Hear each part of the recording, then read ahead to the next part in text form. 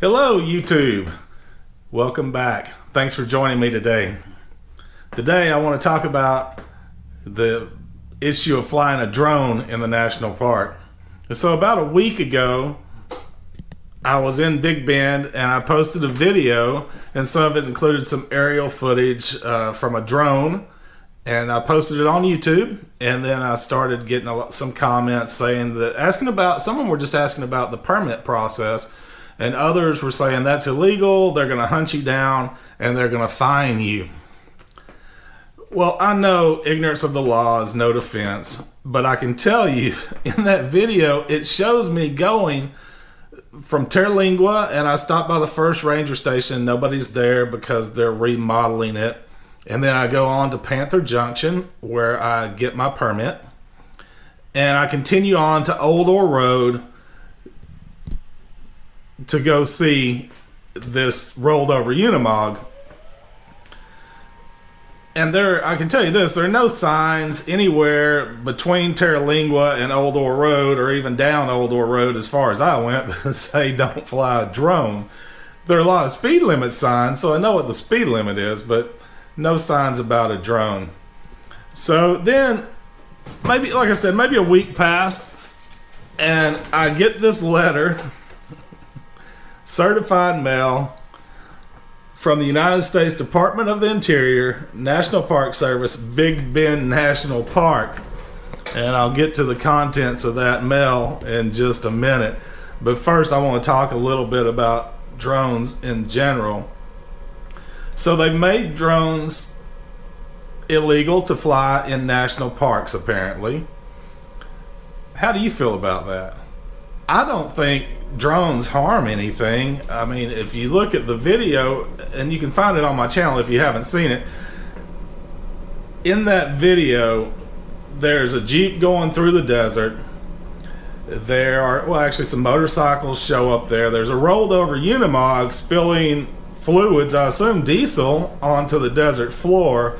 And then there's this harmless drone taking some video. The drone has no emissions, and it's virtually silent. When it's 100 feet up, you can't hear it, and even on the ground, it's quieter than a car or a motorcycle. So I don't see the harm in a drone. The National Park Service says, well, you can harass wildlife with a drone. You know, you can harass wildlife with a rock or a car or a motorcycle. It's not the drone harassing the wildlife, it's the operator. If that happens, give them a ticket. I got you. I really like a drone, though. I don't know about you, but I've put myself in some precarious positions to get a good picture, hanging off cliffs or, whatever it takes. And drones, I think, enhance our experience of areas. They show you places that you couldn't see. You can get shots from angles that you couldn't have safely, at least, otherwise. And let's be honest, they're going to be part of our future. They're getting smaller, they're getting more powerful, longer range. They recently used one to transport an organ for transplant. You've heard numerous companies are talking about using them for deliveries. So they're here to stay. As far as flying in the national park, since this has happened, I've done a little research, and the way I read the order is that you can't fly in the national park. There are a lot of people online who say that you can fly over the national park as long as you don't take off or land in the national park. And the reasoning is that unless the FAA bans it, that the airspace above the national park does not belong to the national park. It's controlled by the FAA. So as long as you don't take off or land on national park property, you can fly over it. I'm not an attorney, so I don't know. If you are an attorney, I would love to hear your opinion on that. Is that true or not? Okay, so let's get down to the contents of the letter I received. This is what was inside. You can see there's a letter and a federal citation. That's my first ticket in 20 years. Let's see, and here's what it says. Please enclose find violation notice, and it gives the violation number. Issued by Ranger Lisa, and I won't say her last name.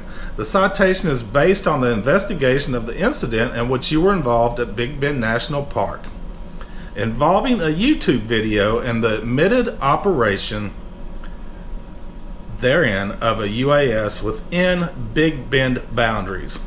You have been charged with violation of 36 Code of Federal Regulations, Section 1.5, for violation of a superintendent's closure, specifically operation of a UAS within the boundaries of Big Bend National Park. You have several options as to the manner in which this matter may be handled. Within 14 days, you may mail in $80 in the form of a check or money order made payable to the clerk, U.S. District Court, in the envelope portion of the closed violation notice. If you want to appear in court, do not mail in the payment, and the court will contact you directly with your appearance date. Failure to appear in court will result in the issuance of a warrant for your arrest. Sincerely, signed Lisa, HRIC, Head Ranger in charge. So there you have it. My first ticket in 20 years is an $80 fine, or should I call it a permit fee? I don't know. Was it worth $80? What do you think? Thanks for joining me today. Please like, subscribe, comment below, and remember, live a great story.